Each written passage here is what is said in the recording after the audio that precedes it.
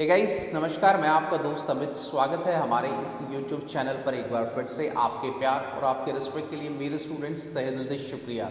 Guys आज की इस वीडियो के अंदर हम लोग बात करेंगे कि जो बच्चे 2024 के अंदर MDU CRSU Chaudhary Ranvir Singh university किसी भी यूनिवर्सिटी के अपने B.Ed फर्स्ट ईयर या सेकेंड ईयर के एग्ज़ाम देंगे तो उनको तैयारी किस ढंग से करनी चाहिए कि उन बच्चों के अच्छे नंबर आए, इस टॉपिक पर हम लोग क्या है आज बात करेंगे।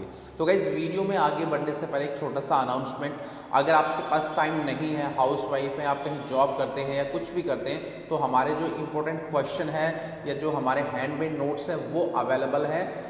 आप जो नीचे नंबर शो हो रहा है आपका 9996060785 पर हाई का टेक्स्ट करेंगे, उसके जस्ट बाद क्या है आपको पेमेंट के बाद वो नोट्स मिल जाएंगे। तो गाइस सबसे इंपॉर्टेंट चीज़ मैं आपको बताना चाहूँगा कि देखिए B.Ed के जो एग्ज़ाम आप दोगे 2024 के अंदर, तो वहाँ पर सबसे इंपॉर्टेंट फैक्टर आप लोगों के लिए क्या है जो आपको सोचना होगा। इस यहाँ पर आपको सोचना होगा कि देखिए सबसे इंपॉर्टेंट चीज़ क्या है कि आप जब अपनी तैयारी करेंगे, जून में जब आप लोगों के एग्जाम होंगे, तो वहाँ पर सबसे इंपॉर्टेंट चीज़ क्या है आपके लिए कि आप अपनी बुक को थ्योरली नहीं पढ़ सकते, कंप्लीट नहीं पढ़ पाओगे। तो उसके लिए आपको क्या करना है कि सबसे पहले आपने कोई भी एक बुक उठानी है और उसके जो यूनिट है ना, हर एक पेपर की 4 यूनिट है, तो हर यूनिट में से आपके 2 क्वेश्चन आएंगे, कोई एक क्वेश्चन आप लोगों को करना है। तो यूनिट में जितने भी इंपॉर्टेंट टॉपिक है उनको आप अंडरलाइन करेंगे और उनको आप आराम से पढ़ेंगे। और थोड़ा सा जो कॉन्सेप्ट है आपकी बुक्स में भी काफ़ी अच्छा दिया गया है, बाहरी इंफॉर्मेशन के लिए आप उसके लिए अपने नोट्स भी बना सकते हो। और एक दूसरी बात क्या है, जब आप अपना एग्ज़ाम देंगे तो एग्जामिनेशन सेंटर के अंदर आपको मैक्सिमम क्या है अपना पेन चलाना है और मैक्सिमम जो है क्वेश्चन को इलेबोरेट करना है।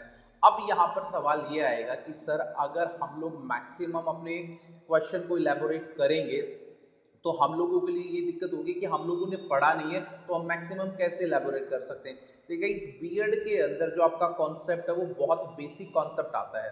अगर आपने अपने सिलेबस को एक अच्छे ढंग से गो थ्रू किया है और जो कॉन्सेप्ट है थोड़ा बहुत अगर आप जानते हैं, तो उसमें आपको कोई दिक्कत नहीं आएगी। तो इसीलिए हर एक यूनिट के टॉपिक को आप बारीकी से पढ़ेंगे और जब आप उस यूनिट वाइज टॉपिक्स को अच्छी तरह से पढ़ेंगे तो वहाँ पर ये देखेंगे कि इसमें से कौन सा इंपॉर्टेंट क्वेश्चन आपका अवेलेबल है।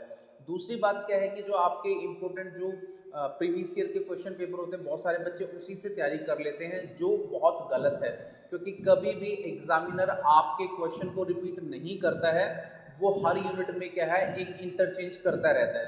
तो यहाँ पर सबसे इंपॉर्टेंट चीज़ आपके लिए क्या है कि आपको अपने हैंडमेड नोट्स बनाने हैं तो आप बना सकते हैं। उसके बावजूद अगर आपको कॉन्सेप्ट समझ में नहीं आ रहा तो बेसिक कॉन्सेप्ट को ध्यान रखते हुए आप उसको मैक्सिमम इलेबोरेट करेंगे।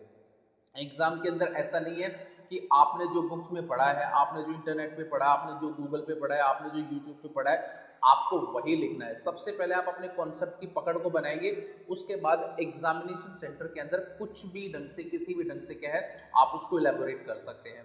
उसके बाद बारी आती है आपकी हैंड राइटिंग की। आपको अपनी जो हैंड राइटिंग है वो बहुत अच्छी करनी है। अगर आप लोगों की हैंड राइटिंग अच्छी नहीं है तो और स्लो है तो आपको एग्जाम देने में दिक्कत होगी, क्योंकि 3 घंटे के टाइम में आपको टोटल 5 क्वेश्चन करने हैं। पहली यूनिट का तो ये जो क्वेश्चन है वो आपका कंपलसरी है, बाकी 4 यूनिट में 2-2 क्वेश्चन आपके आएंगे जहां पर आपको 4 क्वेश्चन करने हैं।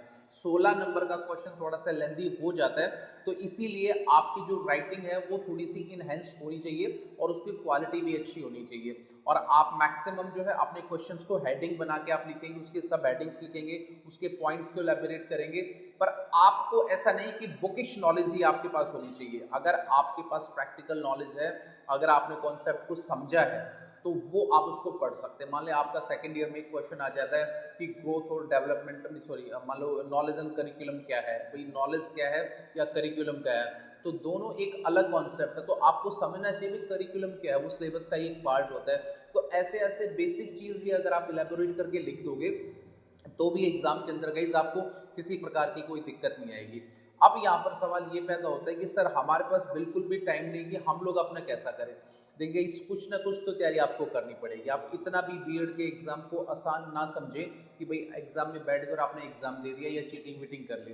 चीटिंग्स कई बार हो भी जाती है, कई बार नहीं भी होती है, बट चीटिंग के भरोसे 1-1.5 लाख रुपए लगाकर आप बीएड कर रहे हो, वो किस मकसद के लिए आप बीएड कर रहे हो? अगर आपका मकसद चीटिंग करना ही था तो क्या फ़ायदा है इसका आपका टीचर बनने का? तो इसीलिए चीटिंग के भरोसे बिल्कुल भी ना रहें।